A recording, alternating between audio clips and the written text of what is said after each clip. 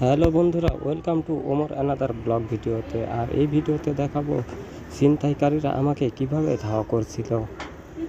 গিয়েছিলাম আমি সাগর পাড়ে ভিডিও নিতেই কিছু লোক আমাকে ফলো করার পরেই আমাকে ধাওয়া করে।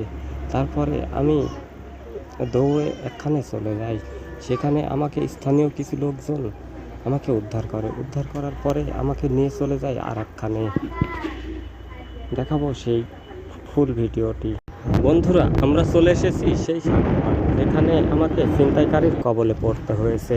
এখানে যদি আপনারা কেউ ঘুরতে আসেন তাহলে অবশ্যই সাবধানতা অবলম্বন করবেন। ওই যে আপনার গলদা চিংড়ি যে ধরে, এগুলা কোথায় নিয়ে যায়? এগুলা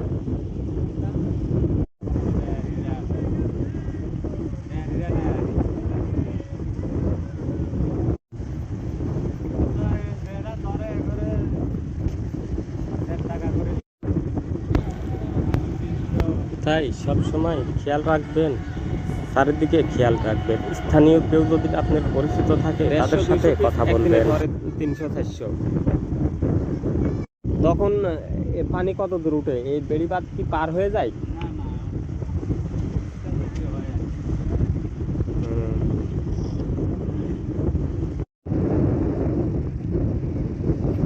এর থেকে বেশি ঢেউ হয় কি নদীতে? না, এরকমই হয়।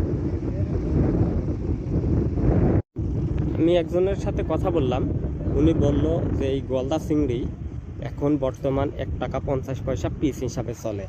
আর এই গলদা চিংড়ি নিয়ে যায় খুলনা নিয়ে এরা খামারে চাষ করে। চাষ করার পরে যখন বড় হয় তখন এগুলা মার্কেটে ছাড়ে। দেখুন, নদীর কিনার দিয়ে অনেক মানুষ মারতেছে, এই এই গলদা চিংড়ির বাচ্চা ধরতেছে। আর এই গলদা চিংড়ির বাচ্চা এরা দিনে রাতে 24 ঘন্টায় ধরা পড়ে, কেউ না কেউ ধরেই। আর এই ভিডিওটি সম্পূর্ণ ক্লিয়ারভাবে দেখাতে পারলাম না, কারণ আকাশে প্রচণ্ড পরিমাণ মেঘ, আর মেঘের কারণে আবহাওয়া একদম অন্ধকারের মতো। তাই ভিডিওটা ক্লিয়ার না হওয়ার জন্য আমাকে ক্ষমা করবেন। গলদা চিংড়ি কীভাবে